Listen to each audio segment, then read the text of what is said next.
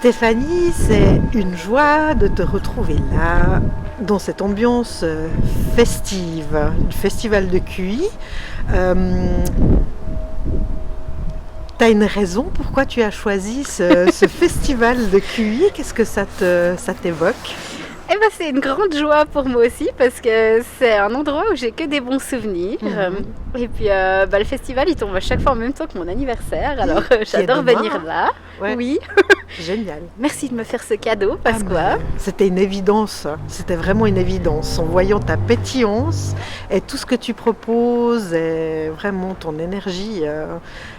Enfin, voilà. Et en plus de ça, tu as répondu, ça résonnait apparemment en toi, cette notion de joie diffusée, quoi.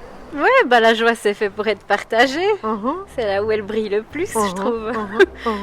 T'as des souvenirs en particulier, un truc en particulier que t'as vécu ici pendant ces festivités que tu te rappelles et qui t'ont mise peut-être particulièrement en joie? La musique, les gens avec qui j'étais, ce sont des gens que j'aimais beaucoup. Ouais. Et puis les petits pains au chocolat de la boulangerie de QI. Excellent. À souligner. Ah oui. Celle-là, on va la mettre dans Ted Bourran-Lavaux, comme ça. Ouais, non, mais je trouve que c'est un endroit très chouette. En plus, il y a le lac. Alors, pour la météo, on est comblé. C'est ça. On avait prévu un peu plus de soleil. Mais du coup, et des pâquerettes, mais... ça le fait aussi, quoi. Ça le fait aussi. Ouais. En tout cas, dans une ambiance festive. Je trouve que ça correspond bien. Ouais. Puis après, la joie, c'est dans les cœurs. Bah oui, c'est ça. Dans les rencontres aussi. Et puis, pour moi, la joie, c'est beaucoup une notion de partage, en fait. Ça se fabrique à plusieurs. Ouais. On arrive avec la sienne, mais on l'augmente avec celle des autres. Carrément. Je vois ça, c'est comme ça. Ouais, carrément. Et puis, il y a une partie... qui pour moi est touchante dans ce que tu proposes. Tu écris des aventures, des histoires. Est-ce que tu as envie de nous partager ça un petit peu? Qu'est-ce qui t'a motivé ou qu'est-ce qui t'a lancé dans cette aventure de ces histoires à partager justement? En fait, j'en ai fait depuis que je sais écrire. Que j'ai retrouvé des petits livres, j'en ai toujours fait, mais là, la série que j'ai fait imprimer et sur laquelle je travaille, c'était pour mon fils à la base, quand j'étais enceinte de Noé. J'ai commencé à écrire Archibald Longtooth. Ok, ça ressemble à... Ça ressemble au micro. Ça ressemble un peu à ça. Mais comme j'avais une vision très précise, ça m'a mis 10 ans pour arriver au résultat que je voulais. Le temps que je maîtrise et que j'ai Photoshop et que j'arrive à réaliser vraiment le carnet tel que je l'avais imaginé. Et puis voilà, une fois que le premier a été fait, ça a été très vite pour lancer les autres. Et qu'est-ce que tu avais envie de lui transmettre au fait à travers ces histoires? C'était quelque chose que tu avais envie de lui communiquer ou... De la magie. La magie de la vie. Et puis ce que j'aime bien, c'est que c'est Igor, mon personnage, qui découvre en fait. C'est un scientifique... on va dire un botaniste, qui étudie un peu autour de lui, mais qui fait des rencontres magiques. Donc, chaque épisode, il fait une nouvelle rencontre. Et puis, je trouve que la façon dont ces livres ils arrivent, c'est toujours un peu magique aussi. Comment ça se matérialise au fait? Je sais pas, j'ai l'impression qu'ils viennent à moi. Ils se téléchargent petit à petit. Et après, tu leur poses des questions? Moi, je demande à recevoir. Après le 1, j'ai demandé, dites-moi le 2, dites-moi le 3. Et puis, souvent, c'est le titre qui vient en premier ou un premier dessin. Et puis après, ça suit. Et puis, c'est grâce au dessin que tu trouves le fil de l'histoire? Ou ça peut être d'abord l'histoire et après le dessin? Non, alors ça a toujours été très décousu parce que c'est toujours les dessins qui arrivent d'abord. Et puis après, je les regarde et je fais quel genre d'aventure a pu réunir toutes ces images entre elles? Et puis, je trouve ça très stimulant pour l'imagination. Ou juste pour laisser le livre arriver comme il doit aussi. Et puis, le dessin des personnages, tu les as vus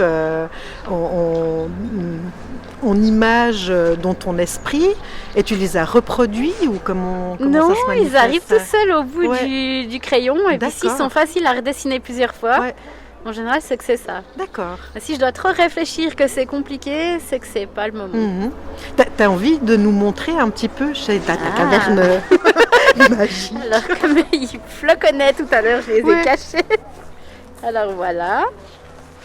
Il y a le premier, Archibald. Donc ça c'est lui, c'est lui qui ressemble au micro. Ouais, Archibald Longtooth, ouais. En tout cas, ils ont des têtes super marrantes, quoi. Ouais, je les aime beaucoup. Moi, il faut que je tombe amoureuse de mes personnages aussi. Oui. C'est ça la magie, au fait. Ouais. C'est être amoureuse de ce que tu mets en matière. Oui, puis en fait, souvent, je me dis, d'abord, il faut que je les aime moi, et puis après, ils plairont sûrement aux autres. Mais carrément. Enfin, moi, j'ai eu l'occasion de, en tout cas, lire les 2 premiers, pas le récent, le dernier.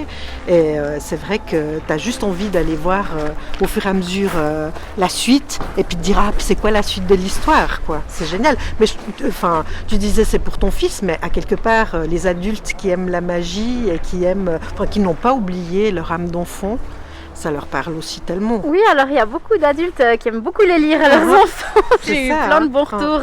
Parce qu'en plus, l'histoire est assez déjantée, donc en général, on rigole quand même. J'espère qu'il n'y a pas que moi qui rigole. Mais carrément. Mais au fait, rigoler, c'est quelque chose que tu aimes bien.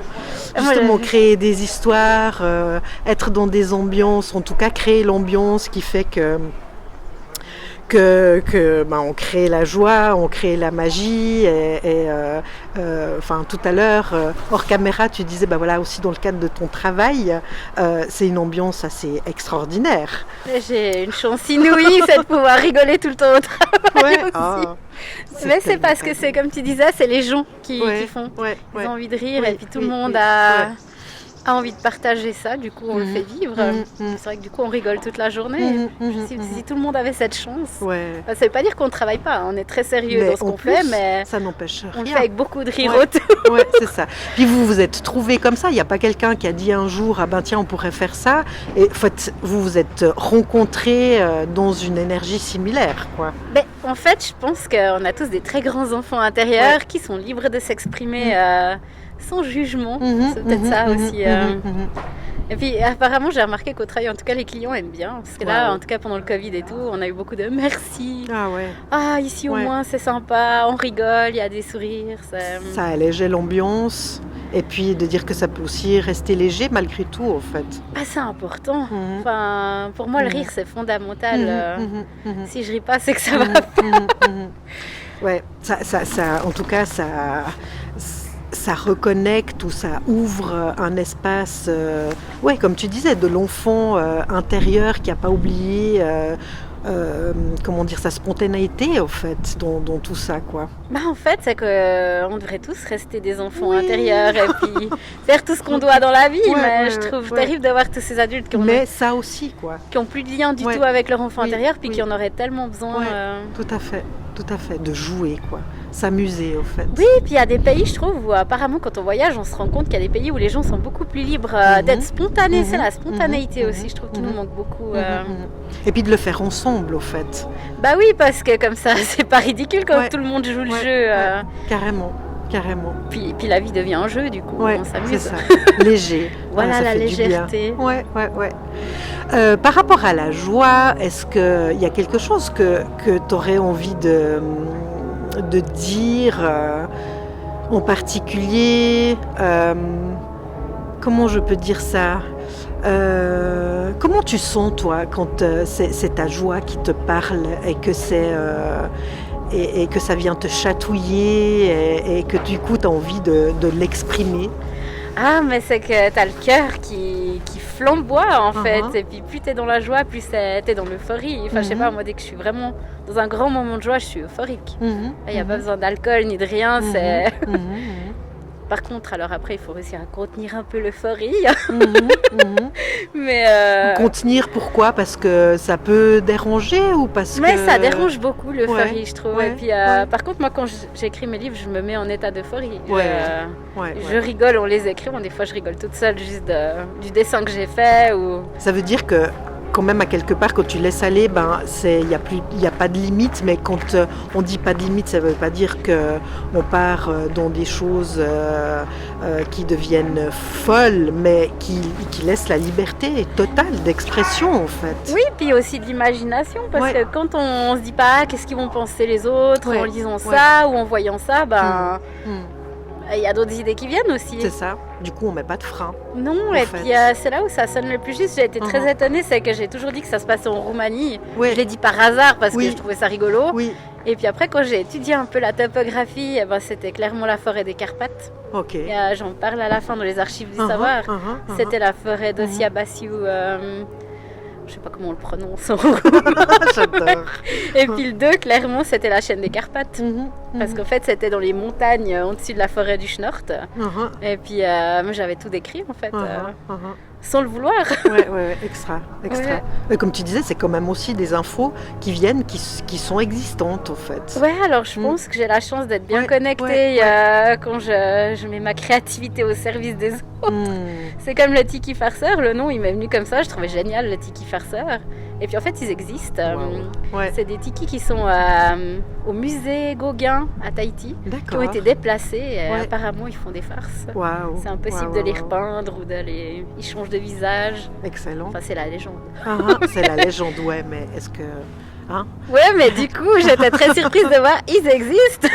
Ouais, c'est fou ça. C'est fou. Comme quoi, quand on laisse l'espace et qu'on met pas de limites ou de barrières, il y a plein de choses qui peuvent nous rejoindre. C'est là que la magie apparaît. C'est ce que j'essaie de transmettre aux enfants dans mes livres, en fait. C'est qu'il y a quand même un petit message sous-jacent à chaque fois. C'est la magie, elle est là. Mais on ne sait juste pas la regarder. C'est ouvrir la porte de nouveau à cette magie. Oui, et puis se laisser un peu émerveiller par le merveilleux. On vit tellement dans un monde carré, structuré, alors que la nature, elle n'est pas du tout comme ça. C'est ça, ouais. D'ailleurs, on parle de nature, et puis toi, tu disais, tu as un petit peu flashé sur l'arbre là qui y a derrière toi. Il t'évoque quoi, celui-là? La Bretagne. Il me fait penser aux chênes dans la forêt de Brocéliande. Je suis amoureuse de Brocéliande. Ouais. Et peut-être tu te vois écrire quelque chose une fois sur... Oui, mais alors j'irai sur place. La Bretagne, c'est un endroit qui me touche beaucoup. Chaque fois que j'y vais, je pleure quand je rentre. Tellement. Je sais pas, j'ai un bout de mon cœur là-bas. Et puis les arbres sont très particuliers. On sent qu'ils sont vivants. Tu me diras, tous les arbres sont vivants, mais il y a vraiment quelque chose de particulier qui se passe à cet endroit. Oui, puis ils sont reconnus pour ça là-bas. Les gens leur attribuent des noms, ils sont respectés. Oui, tellement. Comme on pourrait respecter chaque être, en fait, en vrai. Oui, tout ce qui vit.